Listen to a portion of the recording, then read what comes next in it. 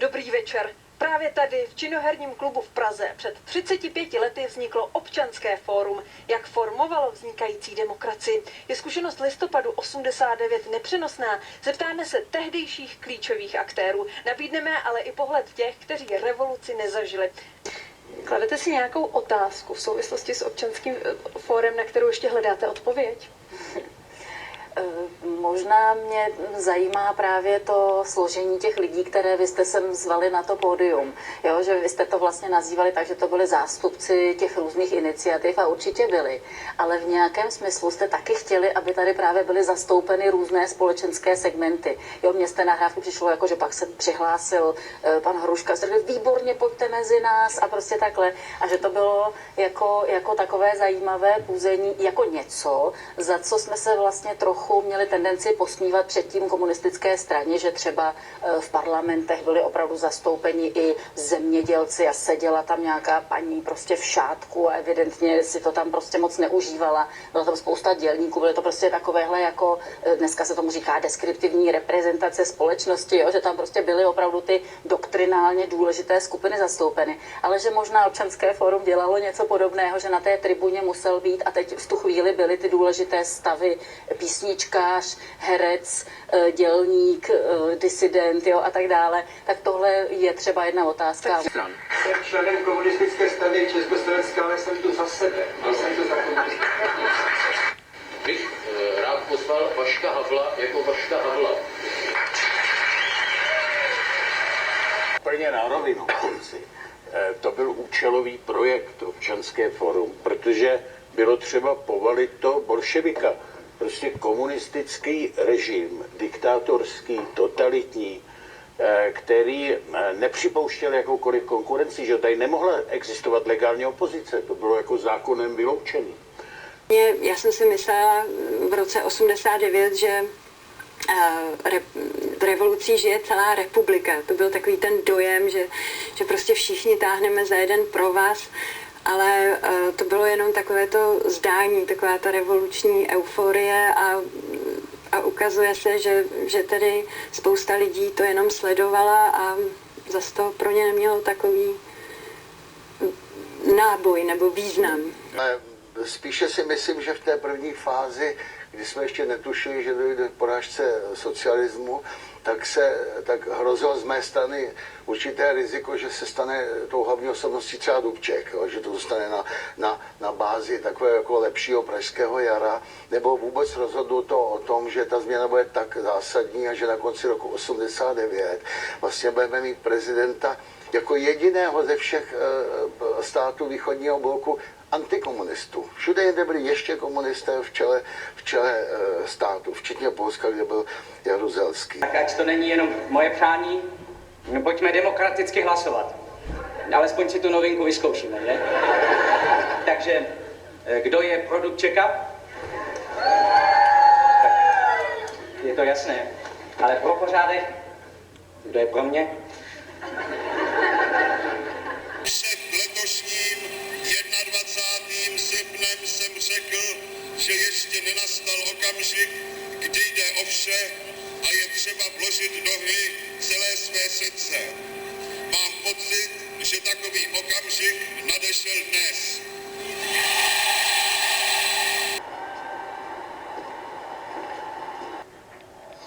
Chcem oznámiť ľuďom svoju kandidatúru. Je to líto. Kandidaturu oznámím jen já.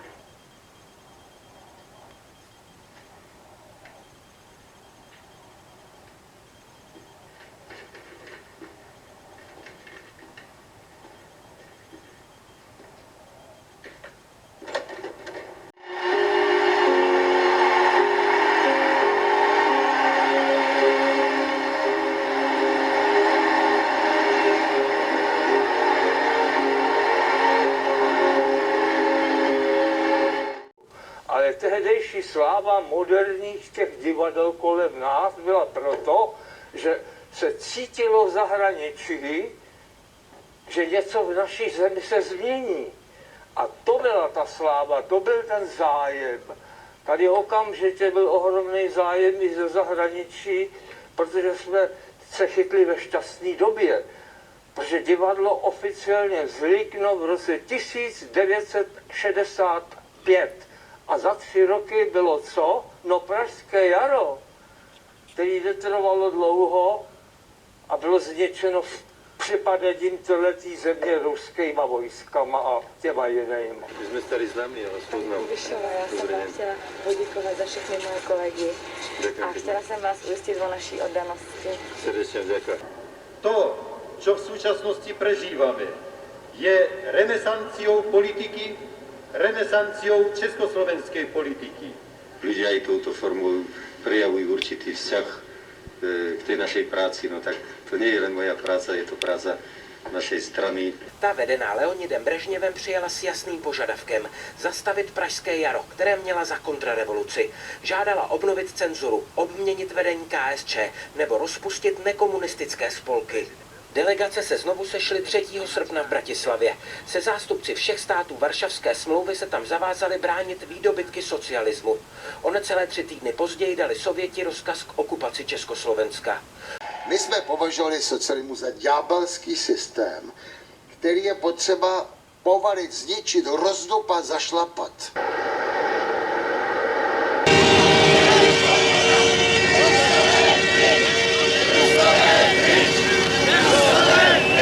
Ruské agresi, no tak taky samozřejmě to vyžaduje pak se spojit prostě síly a ukázat jednotu. To je vždycky funkce akce-reakce. Pan Kocáb se hlásil. No, taky k tomu při zohlednění maximální míry nějaké etiky vysoce nadřazený byl cíl zničit bolševiky. Jo? A tady tedy, když by vzniklo nějaké rozhodování, zda to je méně či více etické, ale povede to k cíli, tak se tomu dalo přednost. Nicméně ukazuje to, že se lidé nezajímali, že tady byla opravdu ta šedá zóna a že ten komunismus pálil třeba 1/4 obyvatel. Havel to šikovně formuloval, myslím, že to byl Václav, když řekl, členem občanského fora se stává ten, kdo se jim cítí. To je fantastická věta, která umožňuje každému, ale to znamená naprosto protichůdným lidem. Nikdy nemůžem vědět, co zítřek chystá. Nelze vrátit čas, jedno však vím, jediným jsem si jistá.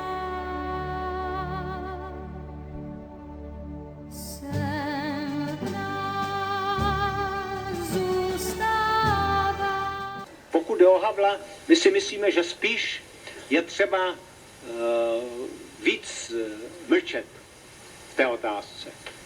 Poněvadž Havla oni si vybrali jako toho praporečníka. A čím víc my ho budeme mlít a čím víc my ho budeme pronásledovat, tak tím větším hrdinou on bude. Václav Havel především není tou osobou, jak je mass médií prezentován. Počím se udělal všechno dobře, ale pro slušné lidi neudělal nic.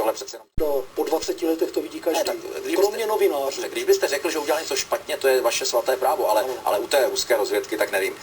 Dobře. Myslíte, že dělal 17. listopad studenti svrhli komunismus? Tak Československo byl poslední východoevropský stát, který ty komunisty svrhnul. My jsme nebyli v tomto ohledu žádní hrdinové, my jsme si jako obvykle počkali až do samého konce, kdy to bylo jasné. Poláci to dělali 10 let. Maďarům to trvalo 10 měsíců. Východním Němcům to trvalo 10 týdnů. No a my, když už jsme byli na konci, tak jsme to stihli za 10 dní. A tento režim se opíral vlastně o ozbrojené síly proti vlastnímu obyvatelstvu. Jo? A tady se o ně opíral do poslední chvíle, proto se to tady lámalo až tak pozdě. Prostě ty lidi měli strach, že je zabijou ty ozbrojené složky. V roce 1988 už jsme začali připravovat vysoce provokativní protibolševický film Pražákům jdeme tu hej. Tam jsou scény Gottwaldova mauzolea. Takže my jsme se tady roztahovali v tom Gottwaldově mauzoleu ještě v období, kdy komunisti byli u moci. No to je úplně neuvěřitelné. I kdyby to bylo takzvaně domluveno nějakými tajnými službami, ten listopad 89, i kdyby to předtím domluvil Reagan s Gorbačovem v Reykjavíku, tak tu revoluci musel někdo udělat. fyzicky ji udělat. A ti lidé projevili odvahu, projevili hrdinství. Tady pořád byly lidové milice s ostře nabitými puškami. Byli tady policajti, kteří byli vycvičeni a připraveni mlátit. A byli tady takzvaní komunističtí dinosauři. Bylo tady minimálně jedno křídlo, které nechtělo tu moc pustit. A v těchto dnech si připomínáme lidi, kteří udělali obrovský kus práce a kteří fyzicky svou odvahou nespali, jezdili po republice, informovali lidi, roznášeli letáky. Je to jasné, to byla Tito vlastně lidé paní si Kourová. zaslouží, pane Lacino, respekt. Ne, vy jste také demonstrovala. Jednu větu. Že jsme byli okupováni, tady byly cizí vojska, proti tomu se upálil dokonce student Jan Palach. Já chci říct, že tady se lidé prostě nemohli chovat svobodně, nemohli svobodně diskutovat, teď můžeme. Takže já si stejně přeju, aby ne 30, ale dalších 100 let tato země byla svobodná a mohla se rozvíjet. Milí diváci. Mohli jako to udělat jako nějaký zoufalý pokus ty starci Jakeš a spol, jako jo, že teda teď jim jako dáme, že těm mladým jako se uklidně jdou zpátky do školních lavic, ale myslím si, že oni na to neměli prostě tu odvahu, že by prostě neměli, to byli senilní lidi jako. Ve stěžejní chvíli, kdy začíná zákrok za účasti speciální protiteroristické jednotky, plukovník Daniševič prý večeří klobásy a není u monitoru. Demonstranti jsou hnáni jako zvířata na jatka do trichtýře v podloubí, takzvané uličky hrůzy, kde jsou neviděni systematicky byti. Nikdo nemůže uniknout.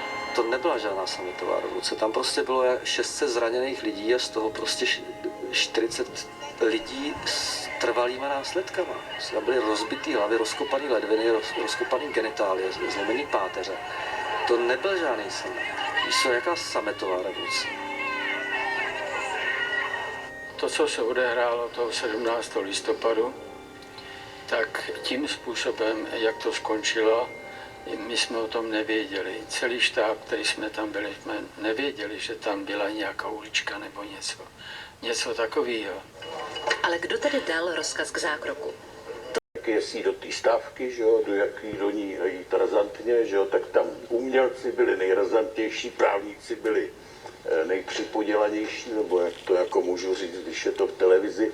Muselo to být hrozný, žádná svoboda slova, žádná svoboda se shromažďování. Já se to fakt nedokážu představit tam žít, já bych skončil někde ve vězení. Pro spuštění sametové revoluce zpráva o mrtvém studentovi Martinu Šmídovi měla prostě ohromný význam, protože já nevím, co by bylo, kdyby ta zpráva neproběhla.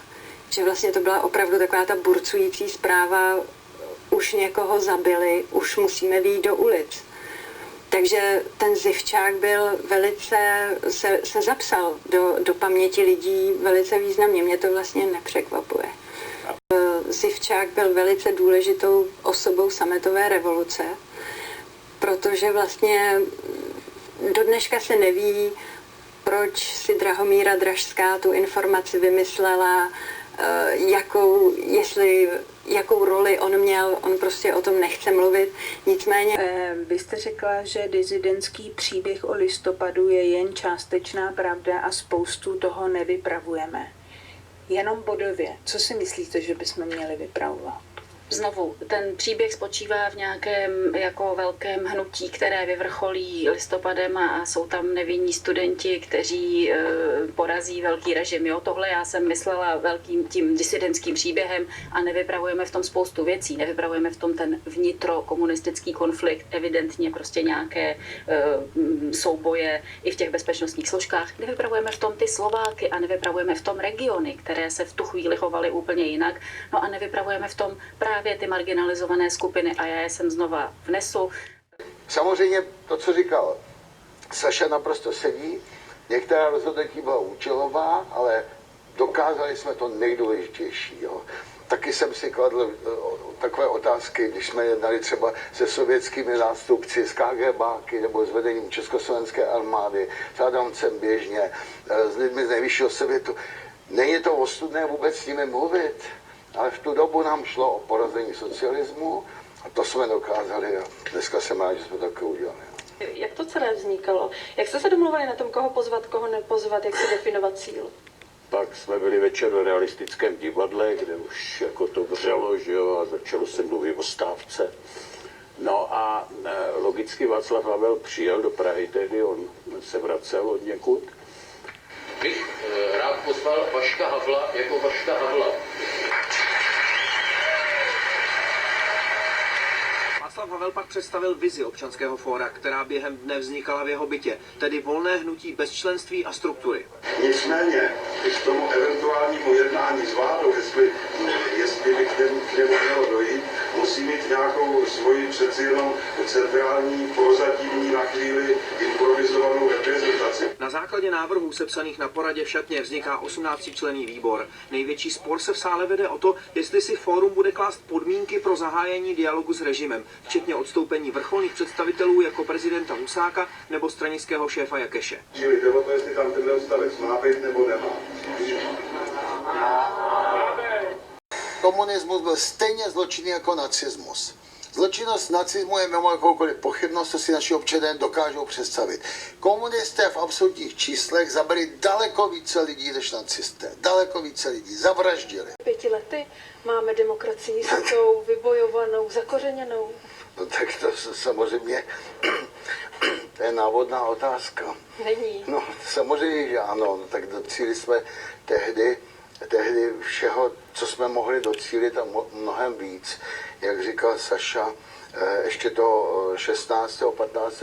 se nikomu nesnilo o tom, že bude do 2 měsíců komunistický režim poražen na hlavu a že u nás skončí v podstatě. No tak a to držíme, ty základní věci držíme. To jsme se zbavili závislosti na Sovětském svazu, ukončili vedoucího komunistické strany a stali se součástí západních demokracií a lidská práva jsme dali opět na stůl.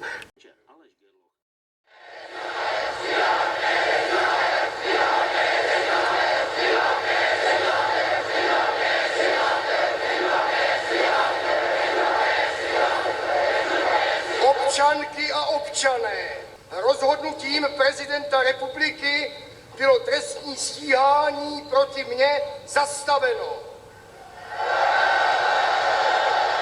Budu však žádat, aby se v něm pokračovalo a u soudu se prokázala moje nevina. Rozšířením nepravdivé zprávy o smrti studenta Martina Šmída jsem se nedopustil trestného činu, neboť jsme ve východoevropské informační agentuře považovali tuto zprávu za pravdivou a za ověřenou. Zprávu přinesla agentura Reuters a odvolává se na východoevropskou informační agenturu. Zde je její informace. Tady je Petr Hůl, Praha, východoevropská informační agentura. Dnes bylo ve večerních hodinách potvrzeno, že 17. listopadu 1989 mezi 21. a 22. hodinou byl při manifestaci na Národní třídě ubit student Matematicko-fyzikální fakulty Univerzity Karlovy Martin Šmíd. Svědkyně vypověděla, že viděla, jak několik parašutistů bije Martina Šmída penterky, až upadl na zem. Poté do něj kopali těžkými botami a tupali po něm, takže jeho obličej byl k nepoznání. Martinu Šmídovi bylo 7. listopadu 20 let. Považuji za nutné se veřejnosti za rozšíření této nepravdivé zprávy omluvit.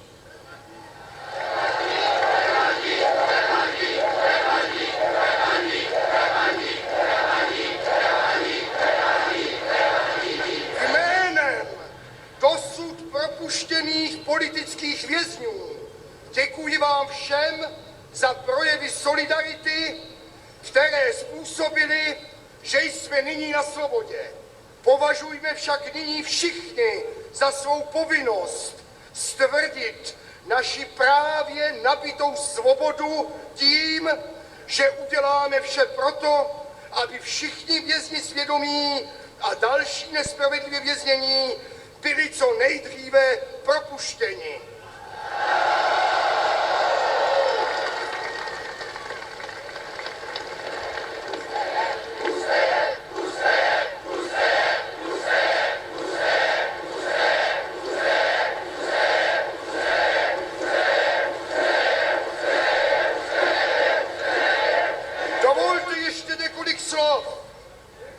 nových svobodných poměrech má nyní každý možnost se vyslovit. Naplňme skutky dnešní heslo konec vlády jedné strany.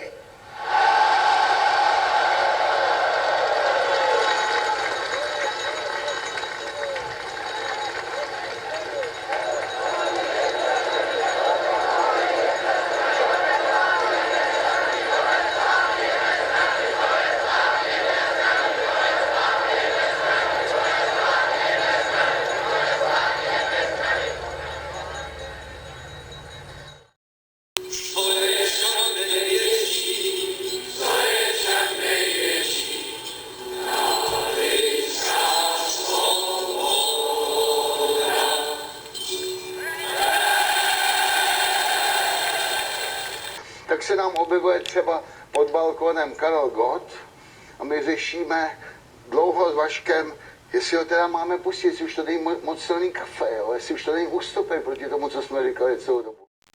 Česká veřejnost se rozloučila s legendárním zpěvákem Karlem Gottem. Pátek patřil hlavně jeho fanouškům. Na pražský Žofín se mu přišlo poklonit téměř 50 000 lidí. Včera pak celá republika na památku Karla Gotta držela státní smutek. V katedrále svatého Víta odsloužil kardinál Dominik Duka za zesnulého zpěváka zádušní mši. Za přítomnosti rodiny, osobností českého veřejného života i politiků. Sotva schován pod mechy pomníků.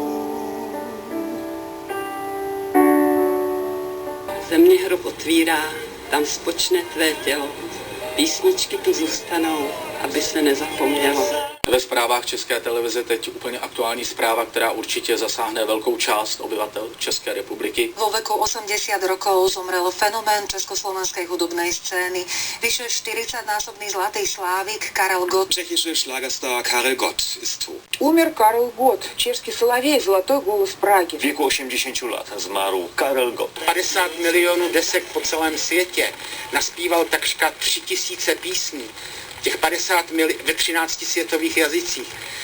Těch 50 milionů to odpovídá tomu, co prodali Tom Jones nebo Phil Collins. Lidi to u nás nevědí.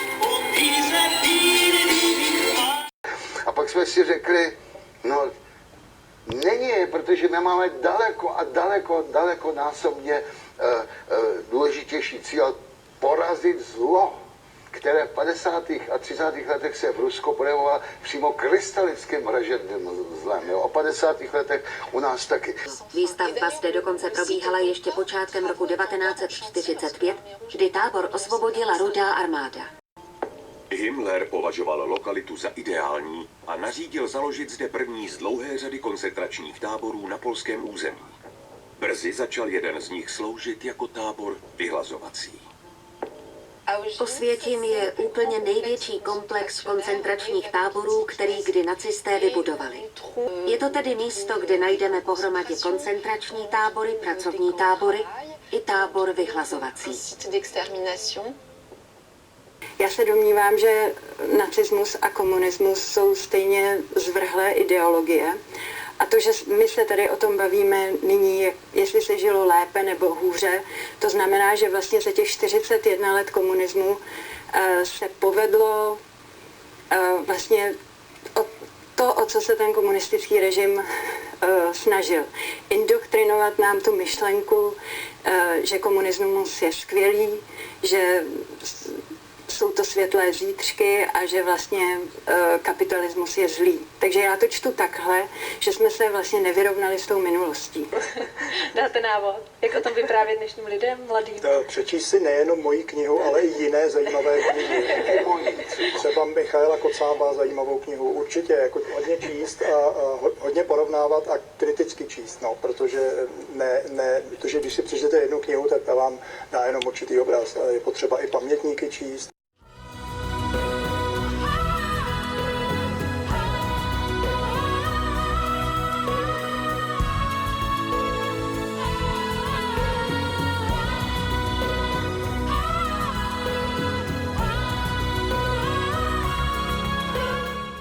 A patří k tomu i nějaký ty sociální vazby, že jo?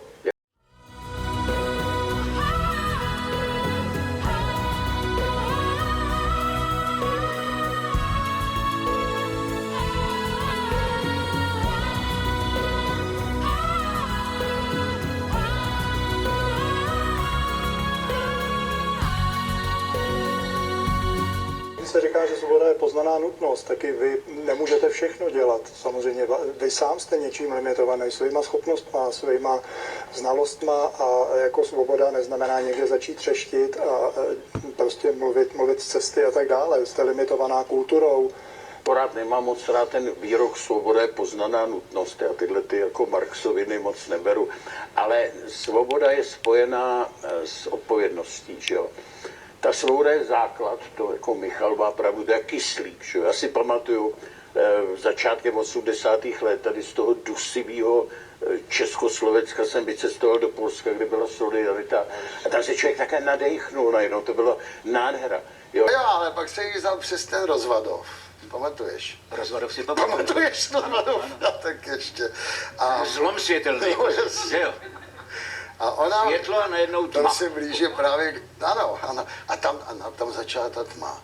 A tam se v ní projevila ta indoktrinace toho McCarthyovského režimu, který vykreslil ten komunistický režim tak, že my pojedeme tím autem a z lesa na nás budou vyskakovat komunisti a zavěšovat si jako za to auto v podstatě jako zombie. Jo? A teď vám říká, nesmíš zastavit.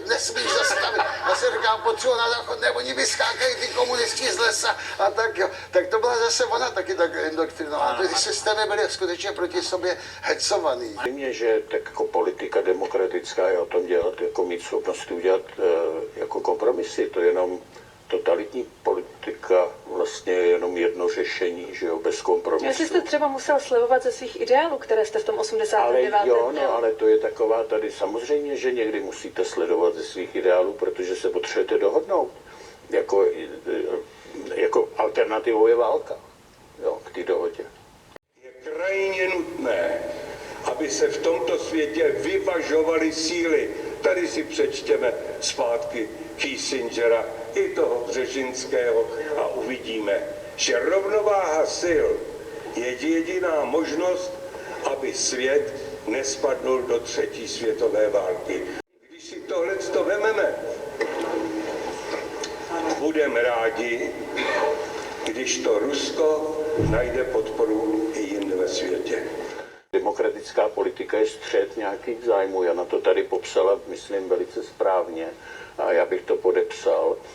A jako to je tady takové to očekávání, mylné a falešné, že v politice budou lidé, no já nevím, možná už trochu od národního obrození, že v politice budou lidé jako Ježíš Kristus, ale Ježíš Kristus je spasitel mimo tento svět. Ľudia modlia za vás a je to, myslím, jeden poprvý raz, čo ja poznám prípad, že sa za komunistického vedúceho činiteľa naši ľudia modlia. No, ja si myslím, že ľudia prejavujú týmto svoj pozitívny vzťah jednému z predstaviteľov komunistickej strany. Ja si myslím, že to nie je zlé, keď ľudia, prostí ľudia aj touto formou prejavujú určitý vzťah. 30-ročnému režisérovi Jiřímu Mencelovi blahoželal prezident Ludvík Svoboda k udělení Oscara, ceny Americké filmové akadémie. Vlastně v roce 68 dostal cenu za nejlepší zahraniční film, takže mě to celkem tak moc tenkrát nic neříkalo, protože tady bylo Pražský jaro. A my jsme žili tady, aspoň já to tak cítím, žili tím, že se tady bude žít jako líp, že se tady bude hezky nechat, že tady nebude ten zločinný kapitalismus, ale ani ne ten pitomý socialismus, že tady bude tak něco mezi tím. To jsem si já bláhově myslel tenkrát. Politici jsou prostě lidi, kteří reprezentují nějaký zájem, jo, vlastně těch, kdo je volí a teď v té aréně vedou nějakou soutěž a protože my máme tu politiku nastavenou tak, že nikdy nikdo jako nemá v té poslanecké sněmovně tu absolutní většinu. Nemáme většinový systém, třeba jako v Americe. Tak potřebujete nějaký koaliční vládnutí a už to je jenom založeno, jestli máte něco dokázat, tak musíte dělat kompromisy, čili slibujete z něčeho, ale že jo, musíte zase, nemůžete na to rezignovat, jako můžete z něčeho slevit výměnou za něco, ale nemůžete na to úplně jakoby cynicky kvůli moci rezignovat, protože to i lidi by jako nemají rádi pak samozřejmě, že? Protože ty očekávají, že budete hájit jejich zájmy. No a pak já jsem se hodně zabýval zahraniční politikou, no tak tam pak, když zastupujete jakoby ten stát navenek, tak jako samozřejmě máte i ten zájem státu, že jo? Čili taky je tam jako zájem, aby byla větší míra shody třeba mezi těma politickými stranami, protože jinak ten stát jako hraje jako z pozice, když je rozhádaný v tomhle, tak to vidí ostatní a neberou ho vážně. Tak Matouš Ettler, díky, že můžem, je to vaše. Dobrý večer. Já bych se chtěl zeptat, my jsme tady s účastníky naší akademie, se středoškoláky. Vy jste byl tehdy studentem, my jsme teďka studenti. Jak vnímáte to, jak se teď na českých školách učí o událostech sametové revoluce, ale i třeba o tom porevolučním vývoji? No, já musím přiznat, že já moc nevím, jak se učí na středních školách historie, zvlášť revoluce, ale jako předpokládám, že vzhledem k tomu, že se nacházíme tam, kde se nacházíme po 35 letech, že se učí na školách středních to, co se skutečně stalo, a ne co jsme se učili my za komunistů, kdy víceméně třeba rok 68 byl úplně vymazán a ta historie se překrucovala. To znamená, že já předpokládám, že vzhledem k tomu, že tady je dneska nějaký pořad po 35 letech vzniku občanského fóra, tak předpokládám, že i vy se učíte ty dějiny správně a tak, jak se staly a tak, jak proběhly. Možná, jestli můžu doplňující otázku třeba i na ostatní. Jestli si nemyslíte, že je ta výuka nedostatečná vlastně o těch událostech po tom roce, dejme tomu 68? Já taky chodím na ty školy. Dneska před pořadem jsme mluvili o tom, že se ta situace možná trochu zlepšuje. A v minulosti jsem narážel na to, že děti opravdu nemají o tom dost ponětí, jako někdy naráží mu na úplnou neznalost, jo. Možná, že se to zlepšuje. Čili já jsem i mluvil s několika řediteli o tom, že šance jediná by bylo začít učit ty dějiny pospátku, to znamená někdy v 3. ročníku začít tou současností, anebo skočit rovnou na založení Československa, protože pak jsme maturitě k tomu nedochází a ty znalosti já jsem odhalil při svých jakoby povídáních ve školách jako dost chabé tedy, jo. Tak nevím, jestli to platí i nadále, ale v minulosti jsem to tak cítil. No. 40 let totality se prostě jen tak nevymaže a ty učitelé, těch je mnoho, že jo. Těch škol je neuvěřitelné množství a jenom málo kdo z těch učitelů měl, řekněme, dlouhou dobu tu odvahu vůbec něco jako říct, protože by okamžitě byli konfrontovaní, a co jste teda, pane učiteli, dělal, že jo? Rodiče to samý těch dětí. Také mohli mít obavy z toho, že ti žáci se zeptají, co vy jste tedy dělali.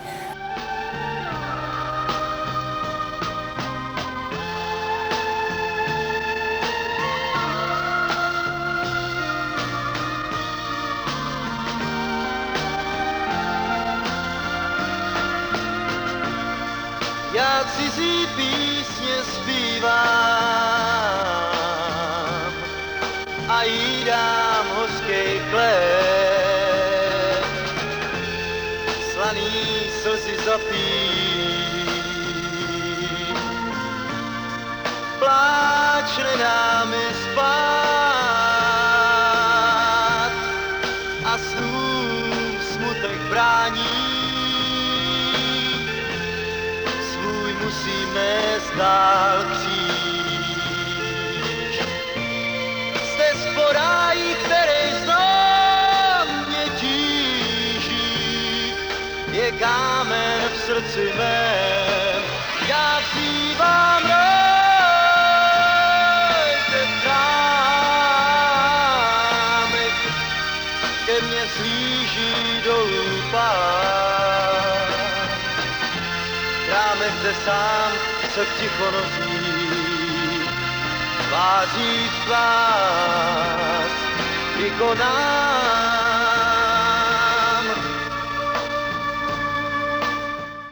Ale ta situace teď se mění. Bych řekl docela výrazně. Já jsem měl několik debat gymnazisty, takový ty prostě 18, 20 let, jo, nebo ještě 16 až 20 let. A to už je jiná generace, protože je už učitele, který jako vlastně už nevyrůstali v té totalitě, ale až potom, jo, a ty už nemají tyhle ty zábrany. A jejich... Dobrý den, pane Reichle, můžu vám nabídnout dárek? šampon Václava Havla?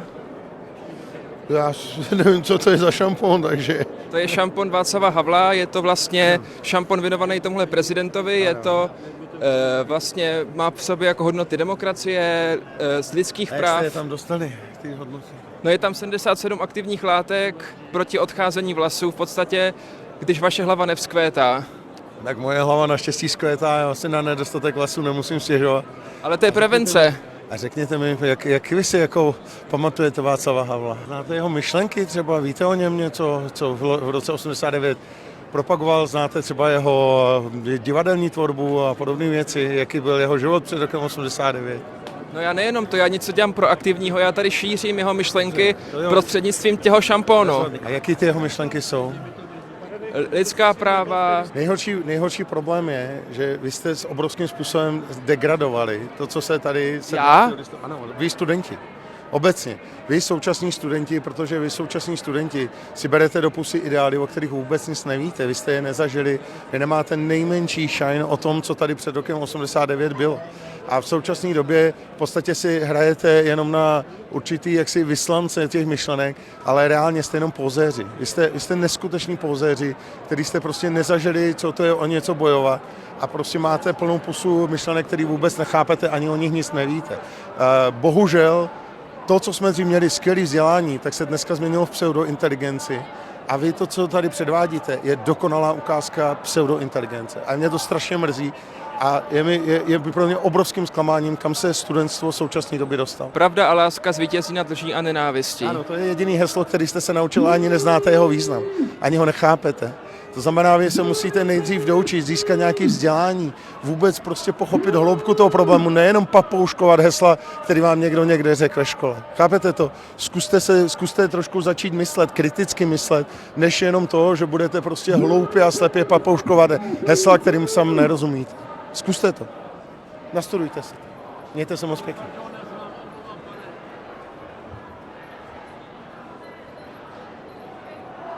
A jejich rodiče, bych řekl, vlastně naopak zase mají ty vzpomínky právě jako my na ten zázrak. Čili už se nebojí o tom s těma svýma synama a dcerama mluvit. A je to úplně jiná generace. Já z ní mám strašně příjemný pocit. Jo. Navíc nejsou manipulovatelný tak jednoduše. To zase ty třeba jsou 30, 35 let, tam si nejsem ještě jistý. Jo. Ale tohle, možná se pletu, ale mám fakt z toho skvělý dojem. A myslím si, že to jsou lidi, kteří tady začnou jako to nebe naše český zdvíhat prostě výš, jo, že už to nebudeme hrát jenom tak při zemi. Význam 17. listopadu vnímá i řada současných mladých, kteří dobu před listopadem 89 nezažili. Nakonec jsou tady všude kolem nás. Narodili se a žijí v už demokratické zemi, ale svou představu o tom, jak to před listopadem 89 vypadalo, mají. Vězni v táborech byli využíváni jako otrocká pracovní síla. Hugo, Jan a Ondřej v dějepise teď probírají první světovou válku. Od 17. listopadu 1939 je dělí ještě 50 stránek. Uzavření těch českých vysokých škol a odvedení zhruba 1200 studentů do koncentračních táborů. Za mě to byl strašný nesmysl, protože potom by tady byla nevzdělaná populace. Vědí, co se stalo v roce 1939 i o 50 let později, i když sametová revoluce je v jejich učebnici až úplně vzadu. Když byl 17. listopad, tak mamka studovala v Praze, takže přímo v té době byla kousek právě od toho. Asi bych se tomu přidal, protože prostě moje rodina tam byla, takže jakoby ten vzor vlastně, no. Sami se narodili 20 let po revoluci. O době před ní slyšeli hlavně doma. Co jsem tak slyšel, tak byly poměrně omezené exotické ovoce a takové, že na Pomeranice se stály fronty a neměli takovou jakože úplně luxus toho, že si prostě zašli do obchodu, koupili si lososa a to si dali na večeři. Se chodilo nakupovat třeba jakože o víkendu brzo ráno si museli vstávat, aby prostě měli třeba nějaký dobrý jogurt. Co tak vím, tak cestování bylo poměrně omezené s ohledem do nějakých těch povolených států. Vzpamatuju, jak mamka mi říká, že jí sestřenice z Rakouska jí poslal dolary, aby si mohla to měnit za bony a potom si šla koupit džíny. Hledu na to, že jeden chce být novinář, druhý zubař a třetí voják, všichni tři vnímají, že demokracie je důležitá. Něco, v čem by rádi dospěli. No a Václav Havel samozřejmě už měl nějakou historii, byl trnem v oku komunistů, občas ho zmínilo i Rudé právo a tak dále. No takže ano, rýsoval se vždycky jako takový vůdce, ale jestli skutečně se stane tou hlavní personou, to v tento den ještě jasné nebylo. A kdy to podle vás bylo jasné? No tak pak jsme se o to různě snažili. My jsme s Michalem Horáčkem udělali iniciativu Most. Já jsem navštívil Václava Havla už tedy o prázdninách 89 s dotazem na Hrádečku, s dotazem, zda stojí o to, abychom otevřeli nebo zajistili nějaký, pokusili se zajistit nějaký kontakt mezi tehdejším premiérem Adamcem, který z nějakých důvodů, přestavbových důvodů, a on byl Gorbačovem, o jakýsi omezený dialog stál. Václav Havel to schválil a potom toho 19. při zakládání jsem ten program tady navrhnul trošku třesoucím se hlasem, že jsem opravdu nevěděl, kudy se chce občanské fórum ubírat. No ale dostali jsme mandát na další jednání, čím jsem získal určitou jakoby možnost ovlivňovat tu situaci a jedno z těch ovlivnění bylo, ale to nebylo jenom ode mě, to bylo i od dalších lidí, když úplně hodně jich na začátku nebylo, takové tvrdé doporučování, aby Václav Havel se stal prezidentem republiky. Plně na rovinu, kluci. To byl účelový projekt Občanské fórum, protože bylo třeba povalit to bolševika. Že to nějaké rozhodování, zda to je méně či více etické, ale povede to k cíli, tak se tomu dalo přednost. Přesně před 31 lety, 22. listopadu 1989, promluvil Václav Havel z pražského Melandrichu k 10 000 lidí, kteří plnili Václavské náměstí a doufali, že přijde změna. Už 5 týdnů poté stál Havel na Pražském hradě jako prezident. Dnes Češi vnímají jako politika, který naši zemi po 40 letech totality otevřel světu. Děkuji vám za pozornost.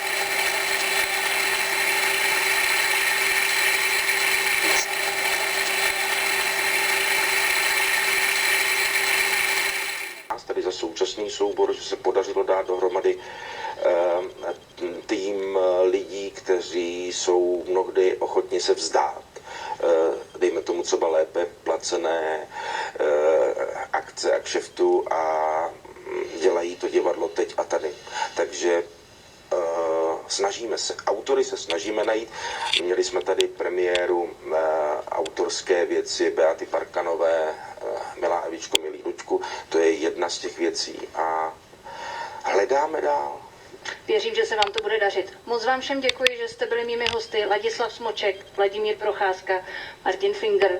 Děkuji vám, že jste byli hosty tady u stolu a na jevišti, kde se psaly dějiny. Hezký večer. Taky děkuji.